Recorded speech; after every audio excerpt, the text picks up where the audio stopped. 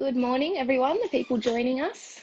We're just trying to get Sarah. Whoa! Hello. Roles reverse. I'm Welcome to flustered. your own show. Thank you, Amy. It is just so lovely to be on the other end of it for once. Yeah, how are you feeling about being a guest on your own show? Um, Look, I'm a little bit nervous. I have ripped into a fair few of you, and I have thrown a fair few of you under the bus. So I just assume that that's going to come back at me, but I'm ready to go. And it is nice to not have to worry about asking questions or preparing for questions. I'm quite relaxed. Do you really think I'm going to throw you under the bus? Do you think I'd do that to you? Just a little bit. Well, I myself feel a little bit more calm being in the interviewer spot than the guest spot, having done both now. Okay, yep, you're getting experience. This could be your job now for the future. Do you think we have enough people on to get started? Yeah. Go Yep. for it. They'll join later. Well, I think my first question might annoy some of the Melbourne listeners, but I feel you guys because I live in Melbourne Metro right now as well. But Sarah, how is it living in Geelong right now? Oh, and I feel bad answering this question exactly right because of the whole Melbourne listeners, but I'm just going to rub it in, guys. Geelong is great. We are semi-free. Restaurants, cafes are all open. I have gone out for lunch and breakfast and had a coffee served to me, which is always really nice. I know. Look, freedom is just that little bit better, and I know that Melbourne's going to get there. Hopefully something can change today, but everyone's doing really well in Melbourne, and if you keep this up, you guys can also experience what freedom's going to be like. So my That's best it, wishes guys. to you Melburnians.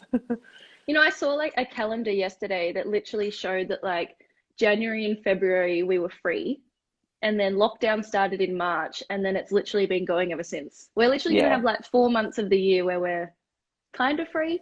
it's crazy. I know. 2020, hey, kicking goals.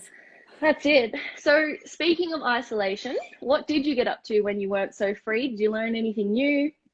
Um, I got in a little bit of a groove with baking, as I think majority of the flyers did. You know, I started to like kind of, I don't really bake much stuff because then you have to eat it, and I don't really like eating it. But I got heavily into, muffin making.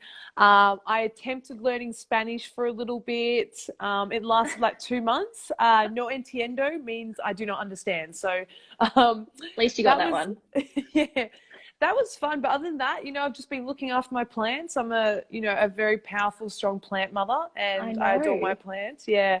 And just a lot of like coloring, artsy crafty, drawing, just the usual that majority of us have been up to pretty much. There's not much else to do, really. What about Netflix or movies? Have you got any recommendations for those of us still in lockdown? Yeah. So Ozark is one, but I haven't finished season three, but I've heard season Oh, three is just, I know, what stop. I doing? know, I know. Because um I power watched the first two seasons and then I needed a break, change it up a little bit. And so now, which I've discussed in previous shows, I'm watching Lost, and I've nearly finished season six, which is the ending. It is so tough to continue to try and persevere with Lost, but I'm sticking with it because when I was younger, I never finished it. So I'm just trying to power through. It's so cringy right now. I'm getting there slowly, but the first two or three seasons are wicked. It's always the way. I didn't never finish it either. It got really weird. So good luck. Yeah, thank you. We'll stay on COVID for a little bit. I think it's fair to say COVID threw everyone's plans up in the air for the year, affected everyone a little bit differently. I'm keen to know for you, do you think COVID, it's safe to say maybe was a blessing in disguise? Like it gave you a little bit more time to be at your best and prepare for the upcoming Olympics? Yeah, definitely. I think and I've said this to a few people last year coming back, and playing with my after my injury and stuff, you always feel a bit rusty. And I think this year has been really good to kind of take a step away and refine my skills and just work on things that you don't normally work on, and work on things without a coach there. So you can go off, you can ball out, you can do what you want to do, and it's not so structured. And I feel like I've really picked up a whole heap of new skills. I've improved a lot. I'm a lot more confident in a lot of areas. And I think also mentally, even though we haven't played a game and stuff, I just feel really, my basketball, my body and my mind just feel really connected and switched on at the moment. Yeah. So it's such a nice feeling to feel like this. I didn't think it would happen again, but it has. Yeah. And yeah, just super excited for the season. I think everyone probably knows that's listening about your injury the last 2 years and how hard it's been for you. So that's so nice to hear, Sarah. Oh, thanks, Ames. Appreciate it. So feeling your best yet, you just said. How excited are you then for the upcoming WNBL season?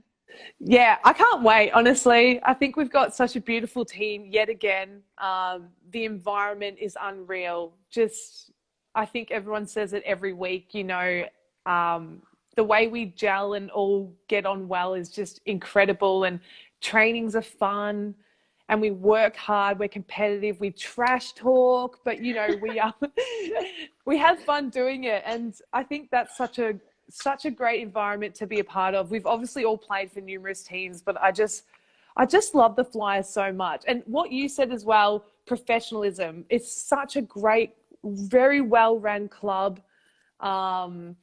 Things just get done here, and it's so nice to be in an environment where you feel completely professional. Absolutely. And you just mentioned trash talkers. I want to know, it's not one of my written down questions, who's the biggest trash talker? Me. No, I'm going to throw, seriously, Rebecca Pizzi, quite innocent. She trash talks me so much at training. It's crazy. But her definitely, and I'm sticking by saying Leilani. She's a little rat bag at training, and I'll forever say that. I think you've thrown her under the bus every single interview, so why not?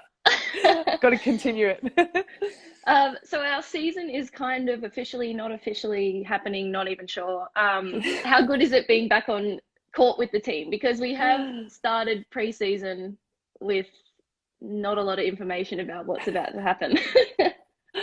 Look, just like everyone said, it is so nice to be in that team environment again. I think obviously this year, if you've had the chance to train, it's been by yourself.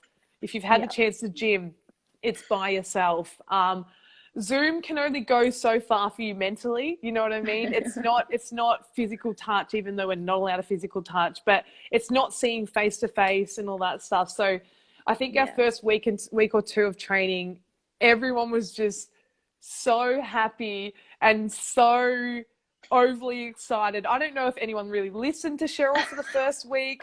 We were all just catching up. You know, you needed that week of catch-ups, and it was just such a great feeling to be back in amongst a team environment. My gosh. Hopefully Cheryl doesn't have Instagram and isn't listening to that. I think she said she's hopped on her daughter's one before, so if a Georgia pops up. Hey Cheryl. So she rolled her ankle the other day. Who did? No, she tripped on a line yet again. Just sort of throw her under the bus as well. They haven't confirmed it yet, but there's sort of talk that it's going to be a hub season, as most sports are doing at the moment. How do you see a hub season panning out? Yeah, I mean, I think it's pretty cool. I like the idea of tournament play, and I like the idea of playing 3 games a week, not much training. I think that's super cool. Yeah, it's actually, it's a nice little change up where it's like a dedicated preseason and then we're playing, you know, where I feel like sometimes with WNBL, it's just playing, you know, once or twice a week on a weekend. It's such long weeks. So it's quite nice to be like, yeah, we have to work so hard for this month. And then when we go to wherever it will be, you know, we're playing. We have to be there. We have to be switched on. And I think that's really cool. So I'm just excited to play. I know obviously player management, injuries, looking after everybody is going to be huge. But yeah, I can't wait. Do you think your roommate will annoy you a lot? Who's your roommate going to be? Just this girl right above me, I'm pretty sure will be the roommate. You bring snacks and chocolates, so that doesn't annoy me at all. I'm healthy, guys. Gosh. No, she's not. I always get pinned for being the snack girl that brings the chocolate. It's a good title. I would take that. Why not? I'm not going to lie, I love chocolate. I'm going to take everyone back to the injury story, but I don't want to talk about the first year of your injury because I feel like everyone knows how hard it is to come back from an ACL. But I'm going to tell a story about how it happened because it's very vivid for me because you were playing against me. I was playing for the Adelaide Lightning and you were going on a full court layup. I wasn't far behind you, and all you literally did was plant your foot and down you went. And I've known you for a long time, and I don't think I've ever seen you get injured. Like I know you've had your injuries over the years and stuff, but I feel like you know, you have those players that just don't really get injured, don't sit out of training. You've always been that person. So when I saw you on the ground, I was like, something's wrong. Now I'm on the opposition and I'm like, it's like a movie. Like you're laying on the ground, my team's huddling over here, and I'm like torn.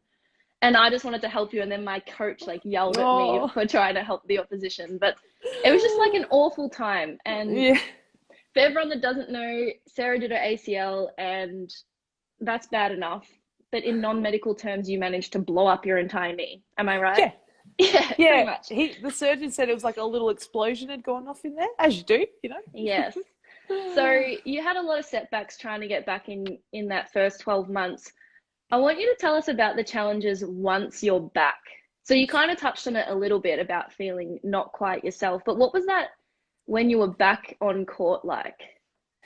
Yeah, that has to be now obviously going through it. And I think now that I'm kind of on the other end where I'm loving basketball and feeling super confident, that year, all of last year was just kind of horrible for me. Like you come back, but your body can't keep up with what your brain wants. And it's like you just don't know how to play basketball anymore. And yeah, it took me a fair bit to kind of be happy again with playing and how I was. I think it might have been just the start of this year, so the end of the WNBL season, I started to feel normal again. But just decision making and, you know, players were driving past me easily and I just couldn't push off quick enough. And yeah, like I said, my brain just wasn't there. And you just hit a point where you think, oh, is this it now? You know, am I done?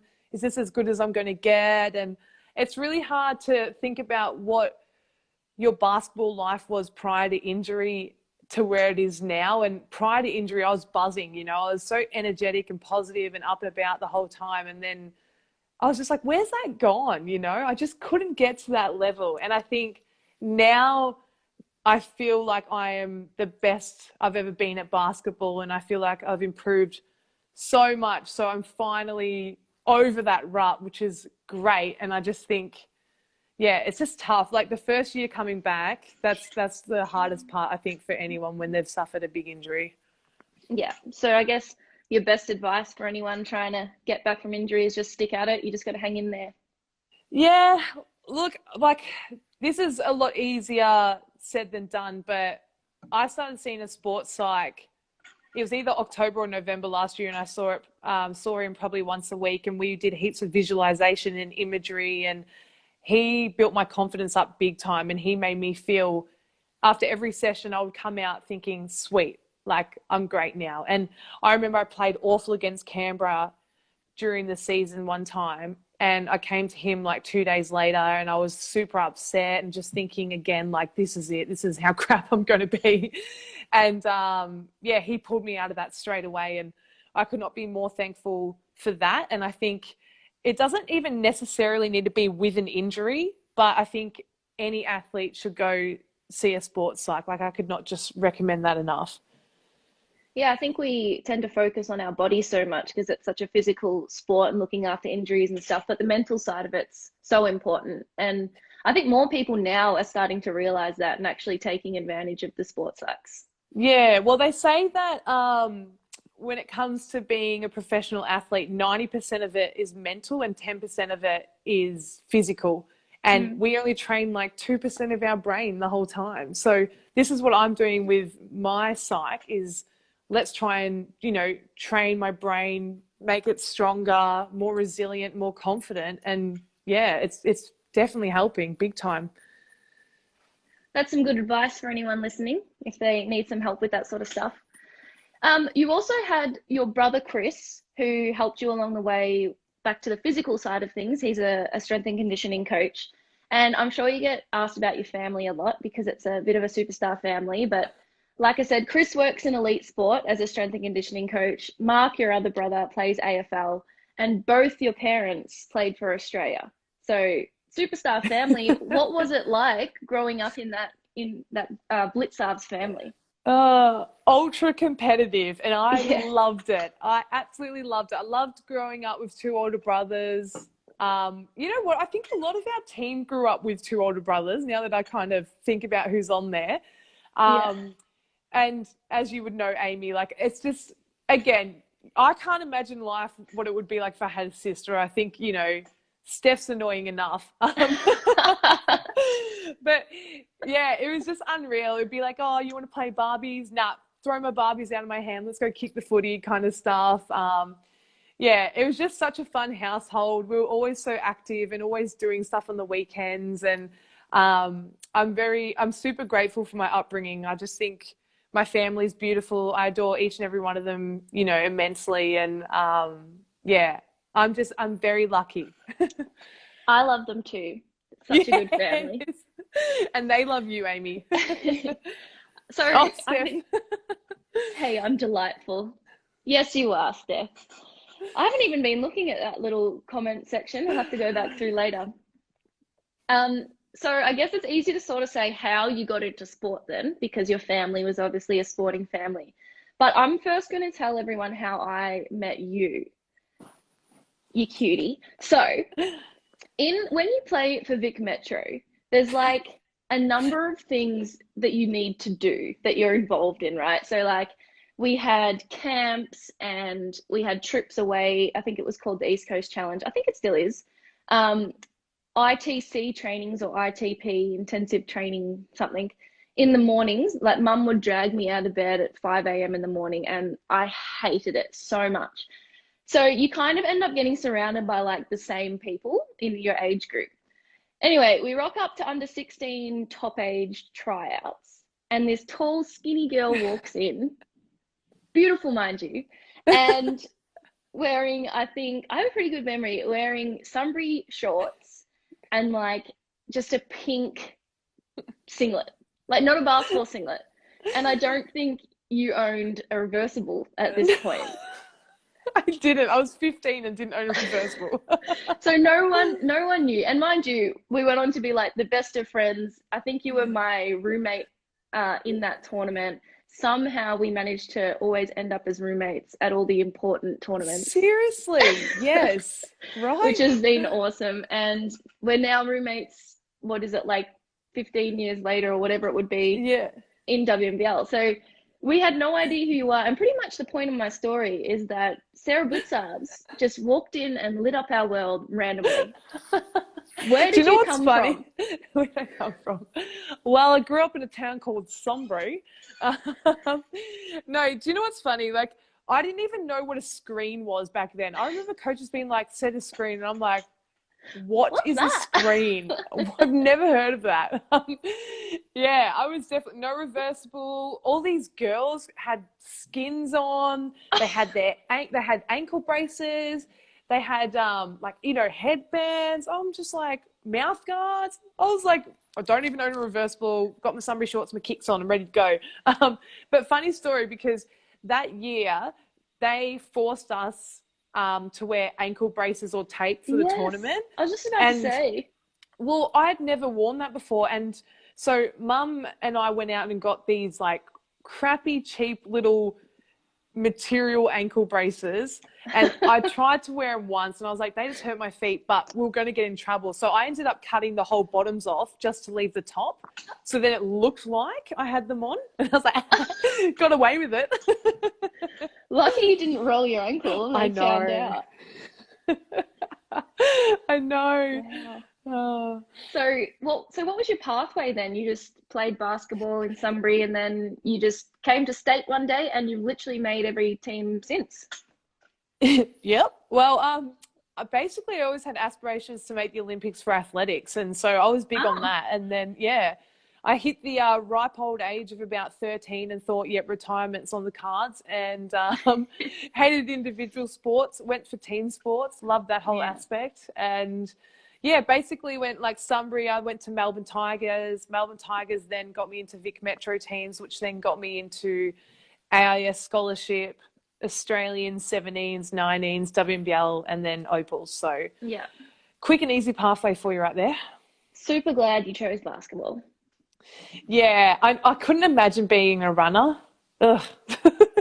The individual side of it would just like, I don't think I'd find the motivation because our biggest motivation is each other, really, not wanting to let Yeah, each other down and the team down. So, yeah, that's exactly right. And I couldn't handle being nervous by myself as well. yeah. Mm. So I beg to differ, but you say every week that this is your most important question. What shoes are you rocking this season? I was prepared. So these Oh, these are my home uniform. So these are the Adidas Hardens. Little shout out to Adidas. Nice little teal bottom. they are And pretty. then my dad always said that if you're going to rock fancy shoes, you have to be able to play. So we've always been a plain kind of family. But I just thought, and I even messaged him to ask, should I buy these shoes? And he was like, go for it. I was like, awesome. So these are my away uniform. Whoa, I know. Totally color appropriate again. You know, these are Hardens as well, Adidas Hardens. So got the teals, little bit, it's pink too, right? So Yeah. pretty. Yeah. Anyway, wow. Well, if you're gonna wear Crazy. those, you better be making some shots, eh? Absolutely. Let's hope that happens. So I wore my bright pink shoes to training the other day, and I had to just assure everyone I am not playing in them. It's okay. It's just training. They were bright. They were. So it's time for some quick fire get to know Sarah, not all basketball related. We want to get to know you the best we can. So, how long have you been playing basketball? I've been playing since I was 10, so 17 years, And I any think. other sports growing up? Just athletics, you know, I consider myself a serious table tennis player. Ooh, Yeah, just had a little table tennis at home and I feel like I'm a pro, so. cats or dogs? I already know the answer. Dogs, but I do love cats. But Oh, I just love dog. I love big dogs. I just love big dogs so much. Oh, well, you have the cutest two big dogs, Django and Teddy. good shout out. I hope they're watching. What is your biggest fear? Oh, I, I mean, we could go real in depth here, but it's a quick fire, so we won't go in depth. But I could always say failure and rejection. But honestly, if I had to be scared of one thing, I have a big phobia of being, as much as I love the ocean, I have a big phobia of being in deep water with jellyfish. I love deep water, but if there's a jellyfish in there, my gosh, it is, and that's happened to me a couple of times, and oh, it's awful. It is the worst thing ever. I hate jellyfish so much. Fascinating, but if you're in deep, oh, can't do it. So, No. jellyfish over sharks. Oh yeah, Like, hands down. Absolutely. okay. Jellyfish are terrifying. And every time you try and get away from them, they just like keep coming towards you. Ugh. Okay. Favorite quote. Favorite quote.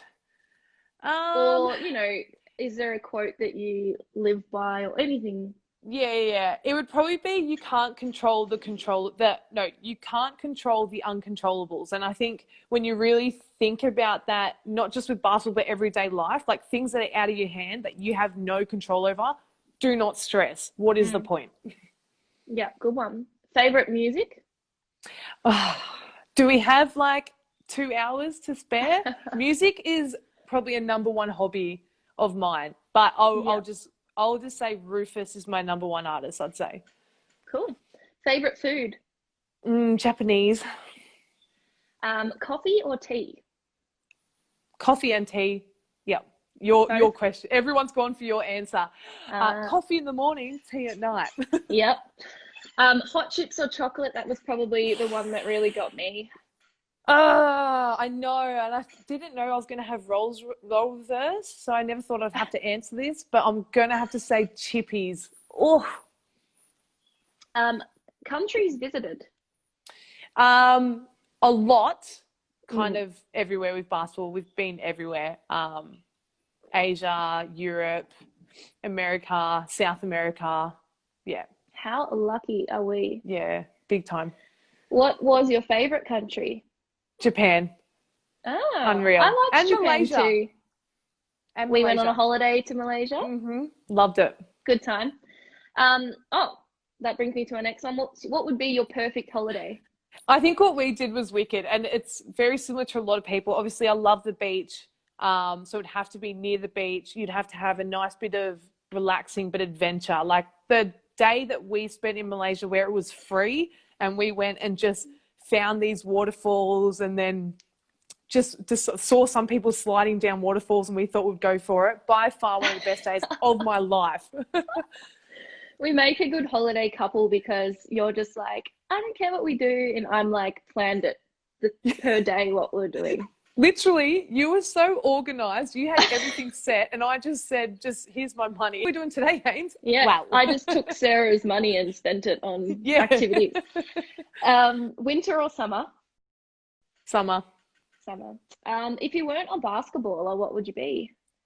I would have to be some sort of sporting person. I can't sit down for more than 5 minutes. And if I could pick a cool sport, it'd be surfing or snowboarding. Oh, and you just said that you prefer summer, but you said snowboarding. I mean, if I So had to pick a cool surfing. sport, it would be surfing, but snowboarding just looks cool. I've only done it once. I'm no good, but I just mean it's a cool sport, and I'd like Fair to be, enough. cool.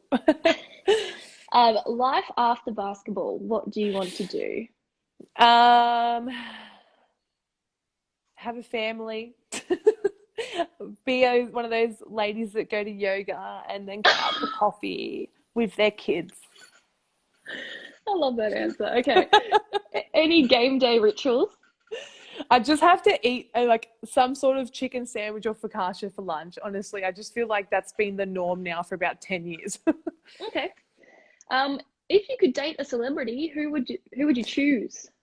Oh, okay. This is going to be weird, but I have such a crush on Daniel Craig, and he's so old, but oh my gosh. Is that I is love, that James Bond? yeah. Yeah. I love him so much, and his big, beautiful blue eyes. And I don't even care if he's in his like 50s or 60s. If he came and was like, Sarah, marry me, I'll be like, all right. So, Dad, if you're watching. Who is your favorite female basketball player? I mean, I've been watching a lot of WNBA as of late. And I've really seen how good Diana Taurasi can be. It's probably the most I've watched her. And she is just so incredibly smart. It's just phenomenal to watch. So I'd probably just say like her. I mean, Sue Bird's really cool too. Like she plays Yeah. really well. Chrissy Harrower was wicked. I got to play a year with Chrissy Harrower, and that was unreal. Best year. I got to play against Christy Harrower. Not a fun time. No. Not a fun time. But Diana Taurasi, I went to a wedding. I went to Kathleen McLeod's wedding and got to sit next to Diana Taurasi. And she is a cool human. I've heard that too. Very cool. Yeah. That's a cool story, Ames. Did you get a selfie?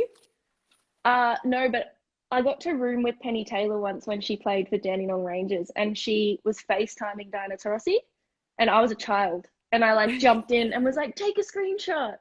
And somewhere there's a photo of me on FaceTime with her. But anyway, this isn't my interview. Last question is, what is your best pump up song? Oh, again, music is so tough to decide on specifics, but I've got certain playlists for certain feels, and one is like a real kind of rock, punk rock, old school rock kind of playlist. I mean, like, Rise Against the Machine's Killing in the Name of. Oh, that is just such a good pump up song. But then I also love like R&B and hip hop as well. Yeah. It's really just what I'm feeling. I think, is your Spotify on public? Yes, Sara.Blicavs. If you ever need some playlist, guys, I recommend it. I follow you, Sarah, on Spotify. So playlist for all the moods. Yes, and they're named by mood, so it's very easy to pick. Yes, exactly right. Yeah. You know what you're getting. So we'll go back and have a look if anyone's throw out some questions now, guys, if you have one for Sarah. But I will scroll back and see. Sarah, how tall are you? I am 189 centimeters, so I can't claim 6'3", but I'm almost there. We had someone say it's not really a question, but it's true. How good is it that we have most of our core group back from last season? Oh, unreal. I think that's just going to help us, potentially win a championship this year. And like I said, we all get on super well, so I'm rapt to have majority of us back big time. Yeah. There wasn't many questions, so let's see if anyone's asking any now. I mean, like, I'm on every week, so it's not like you haven't heard from me. Oh, you think they're sick of you? Imagine that. I'd be so upset. Oh, Here we thanks, go. Steph, for jumping in here. Would you rather have finger legs or legs for fingers? Leg fingers? Yeah. She asks this all the time. I mean, imagine legs on your fingers, but then imagine having tiny little legs. Okay, I'm going to have to say, if I have to answer, I would much rather have finger legs, because what are you going to do with my long ass legs on each one of my fingers? Like, that's ridiculous. Where are they going, honestly? I'd be walking on my hands. I don't know why I even gave that question airtime. Sorry. I don't know. I don't think anyone else is. Do you want me to say my dad joke? Because I did write a really good one down. I forgot that was your last quickfire question. Tell us a dad joke. I hope people understand this, but if you don't, I'll explain it afterwards. But here we go. Okay. My wife is really mad at the fact that I have no sense of direction. So I packed up my stuff and write.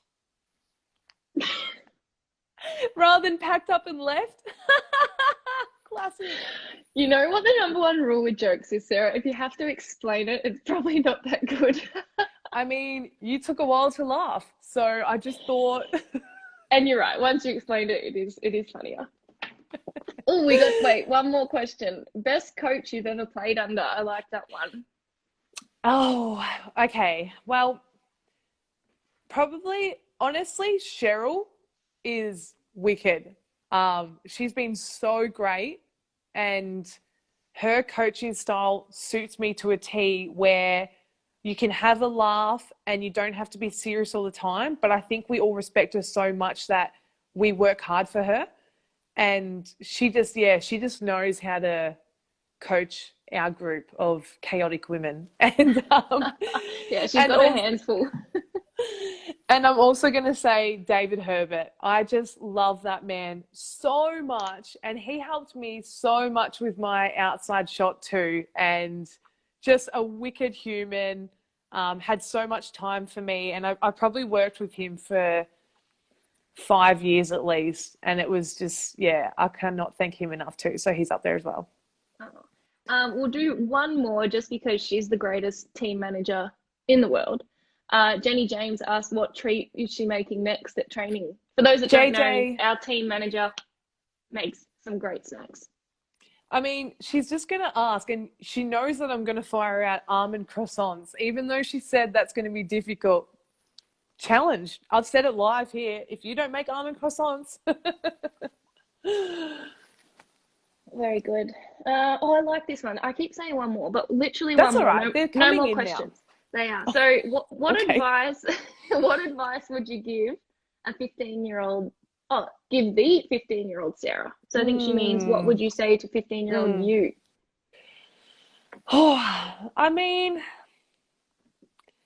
it's hard because I don't want to seem like I'm so perfect or anything, but I've always been really happy in life, and I've always been quite carefree. So at that age, I think I was just exactly where I was, doing what I was supposed to do. Nothing bothered me too much. So if I just look at it, my biggest advice would be, when you get to ages 19 and 20, which in my life happened to me, I went through a big rut of losing my confidence and hating basketball for 2 years.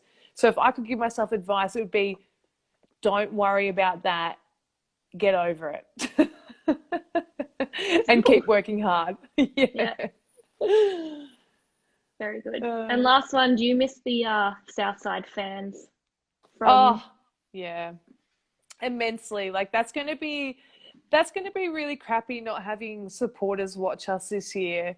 It's going to be very odd playing in a quiet stadium. I assume we're playing in a quiet stadium. I don't know how it's going to work, but Yeah, not having your own supporters. I mean, they're so great, aren't they? You know, it's yeah, like having a six man out on court. So I'll it is. definitely miss them. Yeah.